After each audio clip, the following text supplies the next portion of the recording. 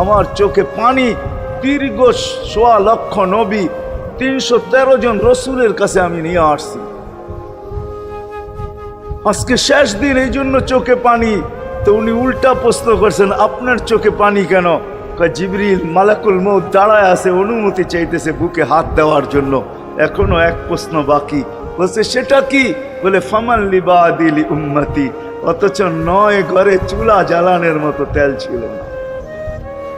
খাওয়া তো দূরের কথা, বাতি জ্বালানোর তেল ছিল না। আম্মা জান আয়েশা রাদিয়াল্লাহু তাআলা আনহা বলেন, যদি তেল থাকতো তো খিদার তাড়না এতটুক ছিল, আগে তেল পান করে নিতাম। হাদিস উঠায় দেখেন, লেখা আছে ৯ ঘর ছিল, ৯ ঘর।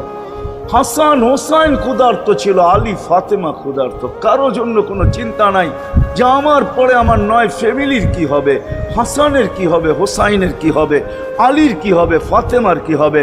যেই সময় চাইতেছেন ওই সময় বলতেছে জিবরিল, আমার পরে উম্মতকে কে দেখা রাখবে?